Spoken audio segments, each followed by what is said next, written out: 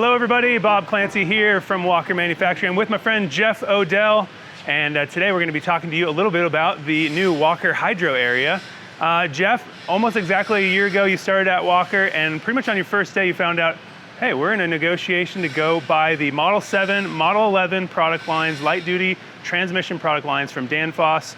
You might remember them as Eaton transmissions. They've been used in Walkers for decades, and finally, here we are. All the work of the last year is coming to fruition. The first of the equipment has shown up. We've officially closed on this transaction in August, and now the real work begins. Jeff, take us through a little bit of the story since you showed up and found out, wait a minute, this company's buying a what? Yeah, so it's actually day 2 of being with Walker. We took a phone call to when Danfoss announced that they're going to divest this business unit. So my first question is, like, what's the Model 7? Obviously, this transmission's been used in the Walker Mowers since the 70s. So there's a huge field population, and we continue to produce our A-line tractors with this model. And so over the years, we've seen the business change hands, whether that was moving from one business owner to another, or actually the relocation of the supply chain.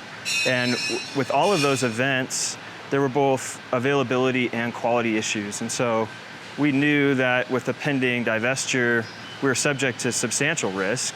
But we also saw this as a unique opportunity for us to throw our name into the ring and to acquire this company. So yeah, it's been a year.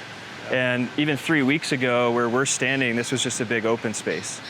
So today's a cool milestone. We actually have the last and final truck that has the remaining inventory and equipment that delivered, and the guys are taking the last piece of equipment off the truck as we speak. So it's really cool to see. Everything's in place now. We've got power, water, air, and we've got a number of individuals visiting from Danfoss today, and we're going to really just trial the line, make sure all the presses are set up, make sure we have all the tooling and fixtures where they need to be, and we're just going to carefully walk through the process and eventually hopefully get our first tested Walker Model 7 unit. Yeah. So whether you're a dealer or a customer, one thing you've grown to know and appreciate about Walker is we want to maintain your investment. We have machines that are running out, doing productive work today that were bought 30 years ago. Yeah. And so this transmission has been used since the late 70s. Like I said, there's many of these transmissions that are still out and operating today, going and providing beautiful spaces for people in a Walker mower today. And so I think what people need to know most is that this is just another reason, another step, another example of how Walker is going to stand by our product for years to come. And hopefully we're going to do it really, really well. I know you and the team are well positioned to do that. Yeah, it's been a humbling journey to think about how we're reliant, our business is, on this transmission. And then we also have gotten great insight to the rest of the customer base. And there's a lot of companies that use these two transmission models to support their livelihood. And so to step into the responsibility and say, hey, we're going to step up to the plate and we're going to make these to the highest quality and give you what you need when you need it, it's a little bit of a daunting task, but we recognize the significance for our business, and our core competency has been manufacturing. And so this fits well with what the team can do. Our hope is that we can adopt it in and really just start to give it the care and nurture that it needs so that we have repeatable quality and really the ability to grow this as a business in the future. Yeah. Many of you are probably aware of the new Model C23i. Obviously that has a different transmission in it, but the vast majority of the Walker mowers out there, Model Ts, Model Ds, Model C19, C19Is, all use this Model 7 transmission, and being able to bring this project under roof allows us to support those customers for years to come, and it's a product that we're super, super excited about and want to continue to make really, really high quality. So Jeff, you already talked about all the hard work that went to getting the project here. But what's next? I mean, what are the milestones we're going to be working on next? When do we start making this stuff? Yeah.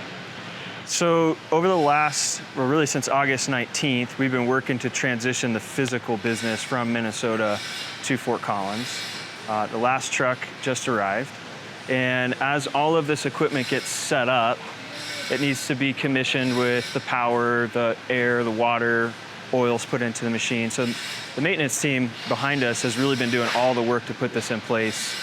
And our goal is actually today to be able to start to put the test stands, operate the machinery, make sure that everything's in good working order post-transfer. We've already commissioned the wash, we've already got a number of the presses functional, but really it's just a first pass to make sure that we're not running into any mechanical issues. On Wednesday, our hope is to actually pull inventory, walk that inventory down the line, using all of the presses to build our first Model 7. So here in September, we're going to be building the first kind of test run. Yep. And then kind of by end of the year, we're starting to fulfill new orders. So we've given ourselves quite a bit of time, 8 weeks for a transitionary period. And that's because we have an incredible amount of systems work to set up, establishing relationships in the supply chain, the customers, making sure that when we build and transact, everything is backflushing and the system's working accurately. And what we recognized, the reason it took a year is that we wanted to make sure enough inventory was in place, both from a raw and a finished good bridge inventory for not just ourselves, but for the entire customer base. So really it's the end of October, the beginning of November, we're gonna start to see other customer orders that are due, and our goal is to be able to be in a production mode in October so that we're building well ahead of those units and any of the kinks that come with that. So most people who've been associated with Walker, they know the Walker has used an Eaton Model 7 that was made by Danfoss. But this is way more than just the uses in a Walker mower. This is the Model 7s that have uses outside of Walker mowers, and also the Model 11 that has uses as well outside of Walker mowers. Talk to that a little bit. It is really exciting, and it's humbling to think that we're stepping into the responsibility of serving these other customers ongoing. And this is as critical to their business as it is to ours. And just to see like the livelihood, the jobs, the families that are provided for by these transmissions, it's a really exciting opportunity because they go into so many different vertical markets. You have everything from agriculture, lawn and turf, bumper cars, concrete saws. And so it's just our ability to continue to manufacture both the 11 and the 7 is going to serve a very broad customer base. And what's interesting is everybody's been in a similar mindset to Walker, where most of the industry has held their breath, wondering, is this business unit going to be invested in? Are we going to continue to see potential quality slipping? And are we going to get what we need when we need it? And so our goal is to really step up to the plate, establish credibility by building high quality units, the right numbers for the entire customer base, and then see it grow from there. Yeah, and you use the word opportunity. I love that. In your emails, you've been giving emails out to the whole factory on kind of the updates of this project. And one of your emails you use, it's great to be on this side of opportunity. And for 40 plus years, this organization has been about multiplying opportunity for other people. We've done that primarily with the Walker mower. And now to be able to take this in-house, provide a dozen or more new jobs for people right here under this roof to be able to do, and then see that 12, 15 jobs here that's been created multiply out into other OEMs, other end users, obviously Walker customers who now have the confidence that this is going to be invested in properly and supported properly. I can't think of anything more excited than multiplied opportunities. So obviously we've given you a little bit of a taste on what's gone on with this project thus far, but stay tuned. We're going to be giving you more updates as we get rolling with this project, making Walker hydros right here in Colorado at Walker Manufacturing. I'll talk to you later.